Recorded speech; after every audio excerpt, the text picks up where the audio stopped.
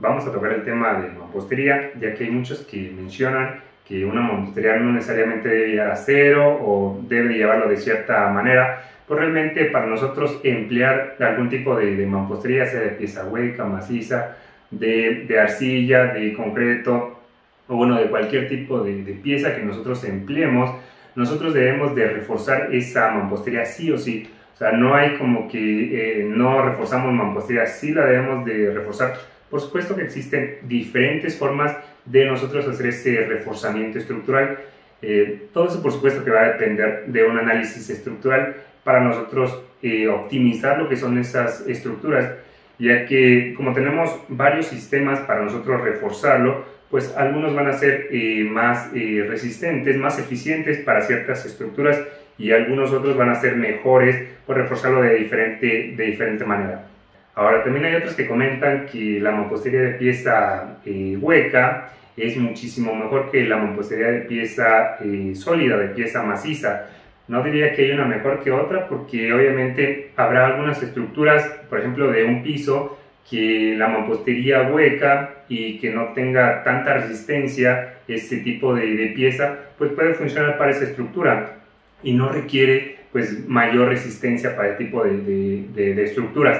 Ahora, si hablamos de mayor magnitud, de más niveles, pues obviamente requerimos piezas más resistentes. Pero bueno, vamos a emplear lo que son las normas mexicanas para darnos un poquito más de idea y que todo esté fundamentado y no simplemente un comentario, pues bueno, como muchos lo mencionan, ¿no? Que es mejor esta o esta. Pero realmente depende de muchos factores y a nosotros diseñar esos elementos estructurales, pues nosotros empleamos la pieza que más conviene en ese tipo de estructuras, haciendo lo que esa estructura, pues bueno, sea sismo resistente. También por el otro lado, del punto de vista económico, pues bueno, que no tengamos piezas muy resistentes que realmente nunca vayan a llegar a emplear pues esas resistencias. Pero sin más preámbulos, veamos a la norma desde la computadora. Como les comentaba, existen diferentes sistemas para nosotros reforzar lo que son los muros. Puede ser este sistema de mampostería confinada en donde nosotros debemos de confinar pues bueno, nuestros muros. Podemos emplear lo que es pieza hueca o pieza maciza. Ahora también tenemos otro sistema que es para lo que es refuerzo interior y que este sistema se emplea muchísimo en Estados Unidos y bueno, he visto algunos videos que mencionan que este sistema pues bueno, solamente se emplea allá, pero realmente ese sistema se ha empleado en México por normativa desde el 2004. Y bueno, de hecho incluso podemos ver las normativas que existen en México. La primera fue en 1987 y bueno, después pasó la 2004, después la 2017 y hoy en día la 2020. Y bueno, van a seguir continuando lo que es la normativa. Ahora, para nosotros emplear este tipo de sistema de refuerzo interior, en donde tenemos nuestros bloques huecos y debemos de reforzarlo interiormente, sí o sí, y de hecho aquí tenemos algunos parámetros. Por supuesto que el acero que debemos de colocar debe de calcularse y también tenemos estos requisitos mínimos por normativa, en donde nosotros debemos de reforzar lo que son estas celdas. Aquí de hecho podemos ver que 2 celdas van a ir rellenas a cada 3 metros como máximo, como podemos ver aquí. O si hay alguna intersección, también debemos de colocar esas 2 celdas juntas. Y para esta separación entre celda y celda, o sea, una celda pues es este orificio, nosotros debemos dejar una separación máxima entre celda y celda de 6 veces el espesor de nuestro muro o como máximo 80 centímetros. Cualquiera de estas dos, cual sea la mínima, nosotros debemos de colocar eso como requisito mínimo. Si es un muro alto o tiene grandes fuerzas o grandes empujes, por supuesto que este acero no va a ser suficiente. Entonces, por supuesto que se debe hacer lo que es un análisis estructural de estos muros. Si esto lo complementamos con lo que es sismicidad, aquí tenemos unos factores de comportamiento sísmico que va a depender del tipo de pieza que nosotros empleemos, de cuántos refuerzos se coloque en esos muros. Como podemos ver en la norma, si nosotros agregamos el refuerzo vertical, que prácticamente es por norma, es necesario sí o sí, y adicional a ello agregamos un refuerzo horizontal que podemos ver aquí. que anteriormente se colocaban escalerillas, pues bueno, por supuesto que nos va a dar una mayor ductilidad, y de hecho lo podemos ver justamente aquí. Entre más dúctil sea nuestro elemento, pues obviamente el factor de comportamiento sísmico va a incrementar hasta un valor máximo de 2.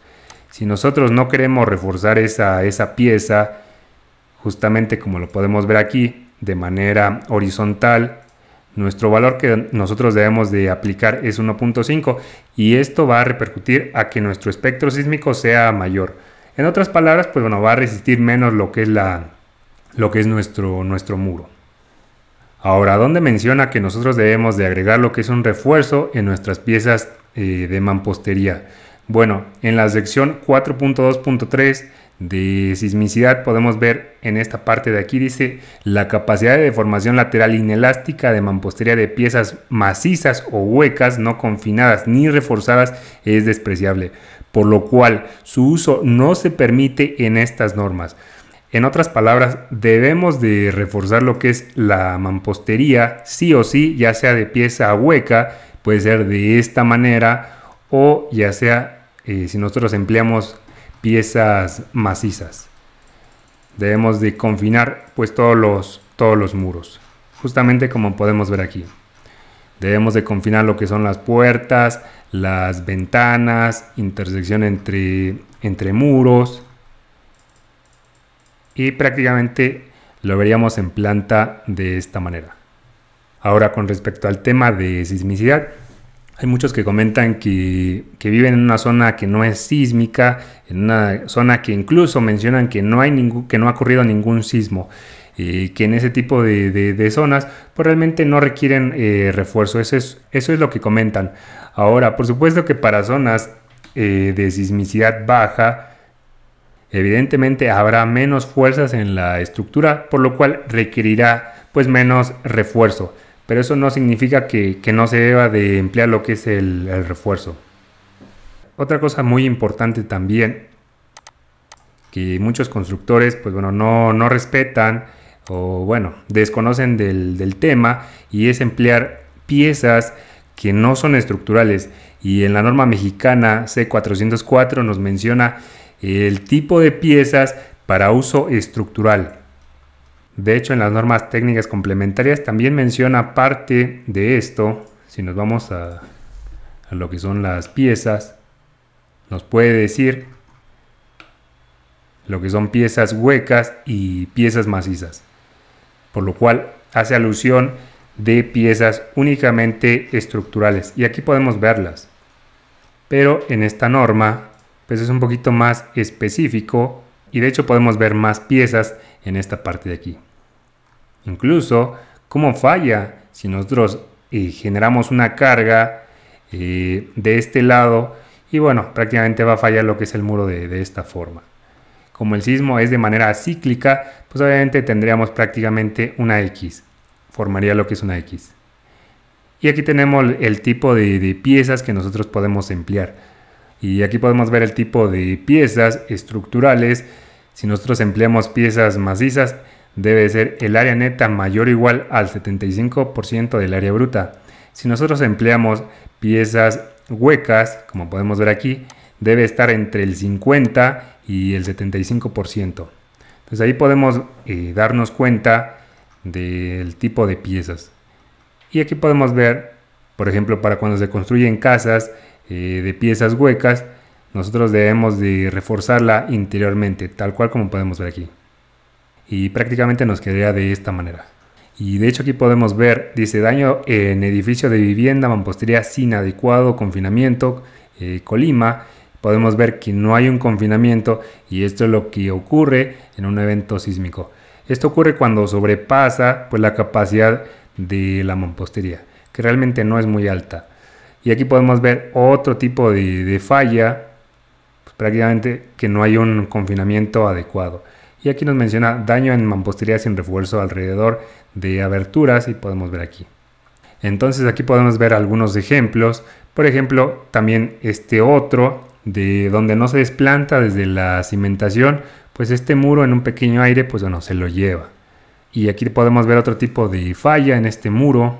Incluso podemos ver que no hay como tal un acero suficiente o prácticamente no hay acero en estos castillos, tal cual. Ahora aquí también vemos otro error que, bueno, muchos mencionan que se debe de construir de esta manera, que es más barato, que resiste más, pues realmente el refuerzo se debe de agregar desde la cimentación. Si nosotros queremos emplear este tipo de piezas y hacer un refuerzo interior que no se vea en castillos, nosotros debemos de agregar lo que es el refuerzo en estas celdas. Como máximo la separación entre barras debe ser 80 centímetros o 6 veces el espesor del muro. Entonces debemos de cumplir lo que son esos requerimientos. Y bueno, aquí también tenemos otro error muy típico cuando prácticamente se generan lo que son estos castillos y no se confinan las ventanas, pues ocurre este tipo de fenómeno en donde prácticamente el edificio trata de moverse de izquierda a derecha y evidentemente como estas zonas son muy frágiles, son poco resistentes, tienen poca ductilidad, pues obviamente falla. Y esto generalmente ocurre porque se quiere ahorrar lo que es un castillo adicional. Aquí hubieran agregado un castillo y aquí otro castillo y por supuesto que hubiese tenido mayor resistencia, mayor ductilidad a lo que es la estructura y posiblemente no hubiese fallado. Pero para ello debe hacerse un análisis estructural y el diseño de estos elementos estructurales. Si aún no cuentas con un estructurista, te dejamos nuestros contactos, guárdalos para que en algún momento te puedas comunicar con nosotros. Y eso fue todo, espero que te haya servido, no olvides seguirnos y nos vemos en un siguiente, hasta luego.